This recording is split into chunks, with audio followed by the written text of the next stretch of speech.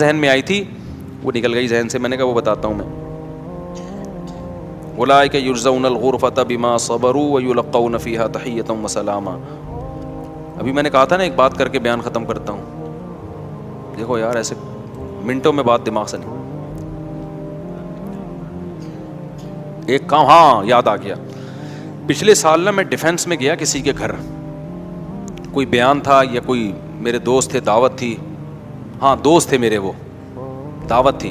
مجھے کتے سے یاد آیا, اصل میں ان کے گھر بہت بڑا کتا تھا. میں نے سمجھایا بھی کتے مت پالو.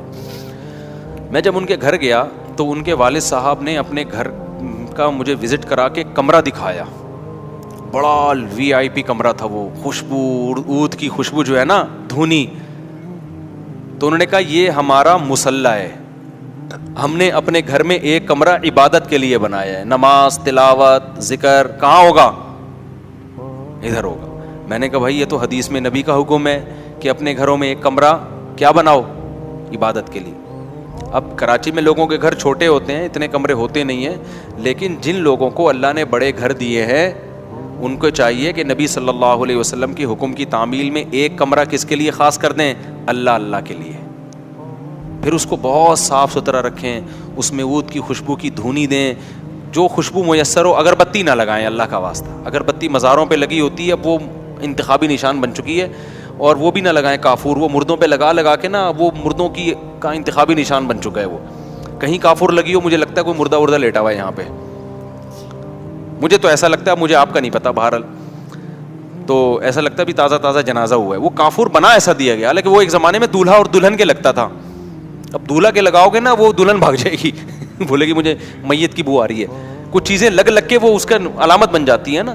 اگربتی مزاروں پہ ہوتی ہے اور قبرستانوں پہ, تو وہ بھی عجیب سی. تو کوئی اچھی خوشبو لگا لو جو خوبصورت, یعنی مزہ آئے اس کو. بڑا فرق پڑتا ہے جب صفائی ستھرائی اور اچھی خوشبو ہو نا, جو دماغ میں نہ چڑھے, اچھی بھینی خوشبو. بڑا اس سے عبادت کا لطف ڈبل ہو جاتا ہے. ہمارے نبی نماز کے لیے بہت زیادہ خوشبو لگا کے آیا کرتے تھے, بہت زیادہ خوشبو کا استعمال کرتے تھے, اچھی خوشبو بشرطے کے.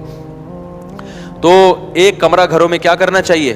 اس کو پاک صاف رکھو. یہ جو علماء نے بیان کیا نا عورتیں گھروں میں اعتکاف کریں, یہ تو اصل میں اس کمرے میں اعتکاف تھا جو نماز کا کمرہ ہوتا تھا. اب نماز کے کمرے ہوتے نہیں, ارطغرل والا ڈرامہ جہاں چل رہا ہوتا ہے اسی میں اعتکاف چل رہا ہوتا ہے. سمجھ میں آ رہی ہے بات؟ جو ارطغرل کا اب چل رہا ہے, ارطغرل یہ جس کمرے میں فلم دیکھتے ہیں اسی کمرے میں اعتکاف ہو رہا ہے. تو یہ تو اصل میں یہ تھا کہ جب عورتوں کو مسجد میں آنے سے فتنہ کے خوف سے بعض فقہاء نے پابندی لگائی کہ بھئی فتنہ ہو رہا ہے. میں تو اب اس زمانے میں قائل ہوں خواتین کے, مسجد میں اعتکاف کا قائل تو نہیں ہوں میں, لیکن نمازوں کے لیے میں قائل ہوں, کیونکہ اس میں بڑے فتنے آج کل مسجدوں میں اعتکاف میں خواتین کے, وہ مشاہدے پر مبنی ہیں. تو شریعت کے ایک حکم کی وجہ سے دوسرا حکم اگر ضائع ہو رہا ہو نا تو یہ مستحب حکم ہے, اور فتنے سے بچنا کیا ہے؟ واجب ہے. تو گھر میں کیا ہے؟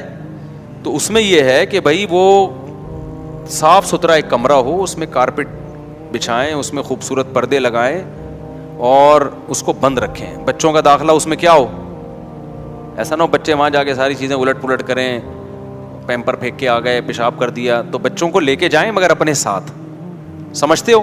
تو ایسا کمرہ جن لوگوں کو اللہ نے گنجائش دی ہے نا گھر میں اللہ کرنے کے لیے بنائیں.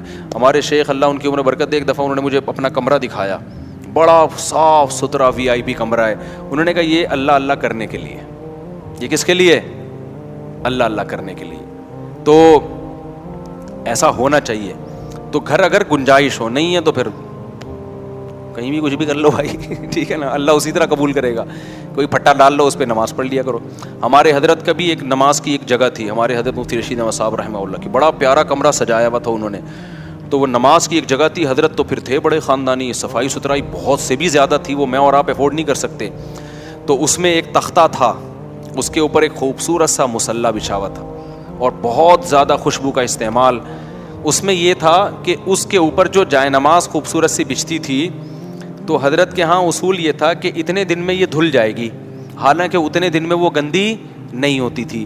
تو ہم نے حضرت سے کہا یہ تو میلی ہوتی نہیں ہے, تو میلی ہونے سے پہلے کیوں دھوتے ہیں؟ حضرت نے فرمایا میلی ہونے کے بعد اگر دھوئیں گے تو میل تو دیکھ لیا نا.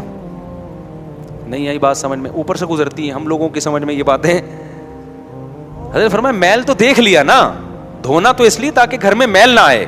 حضرت کے کپڑے میلے ہونے سے پہلے دھلتے تھے, حضرت کے گھروں میں چادریں میلی ہونے سے پہلے دھلتی تھیں. اب آپ حیران ہو گئے میلی نہیں تو دھل کیا رہا ہے پھر.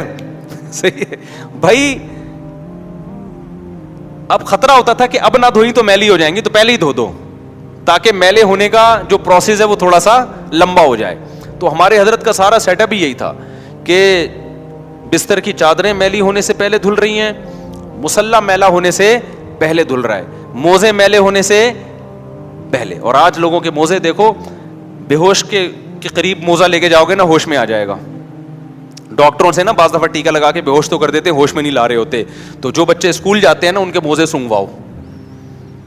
میں ڈاکٹروں سے کہتا ہوں کہ آپ ان کے موزے سونگواؤ, فوراً کیا ہوگا, ہوش میں آ جائے گا. اتنے گندے میلے اور سڑے ہوئے موزے ہوتے ہیں, اللہ معاف فرمائے. تو خیر, تو ایسا ایک کمرہ گھر میں کوشش کریں بنائیں. اس میں کیا کرنا ہے, اللہ اللہ کرنا ہے. تھوڑا اللہ اللہ کرنے کا بھی ٹائم نکالنا چاہیے. اللہ تعالیٰ ہمیں سمجھنے کی عمل کی توفیق عطا فرمائے. بہت ہو گیا, پھر بعد میں انشاءاللہ صلو علی الحبیب.